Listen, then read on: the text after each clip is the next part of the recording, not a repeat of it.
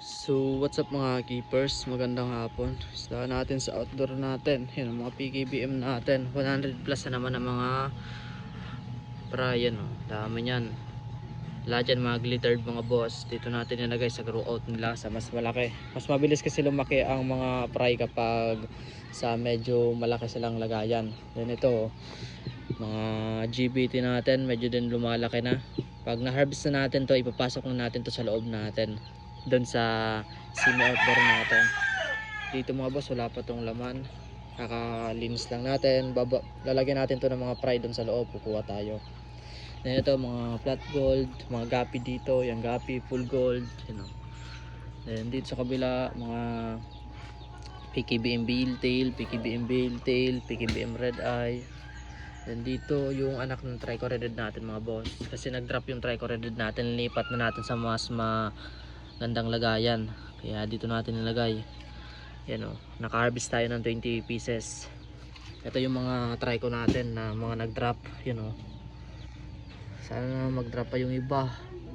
Palo, doon tayo mga boss sa loob mga bossing. Samahan nyo ako dito sa mini outdoor setup natin. Yan o,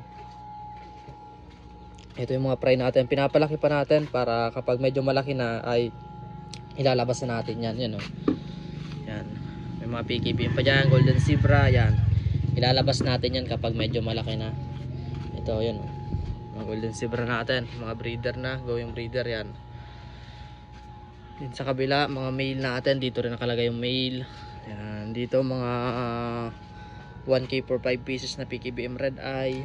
Available natin sa backyard mga boss. Kapag magbibisit kayo sa akin, mga nagtatanong kung saan tayo naka-location, sa Tres Maria Drive, Purok 7, Don Sol, Sorsogon po tayo. Yan ang mga stock natin sa backyard mga boss. Sobrang dami.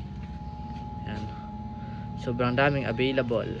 Baka matipuan nyo, just PM KB Keepers. Yan, magre-reply agad tayo. PKBM Red Eye, PKBM Glittered, yan, sobrang dami yan ang stock natin sa backyard daw. Kaya yung mga gusto dyan mag-avail mga bossing, punta na lang kayo dito sa Tres Marias, Don Sol, Sorsogon mga boss. Dahil yung mga malalayo naman hindi kaya magpunta dito, pwede naman tayo mag-ship. Yung mga hindi kaya mag-walk-in, yan, kaya naman natin mag-ship mga boss. Yan, sobrang dami oh.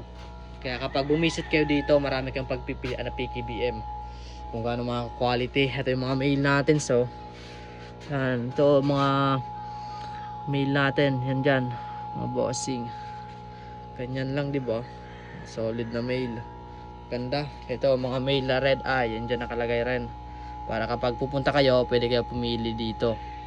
Ito mga mail din na PKBM, you know, maganda na yan. Kaya isang bagsak muna, kamalma. Hindi ko nakabot kayo sa video to, don't forget like and share, follow para updated kayo sa mga video. Thank you guys.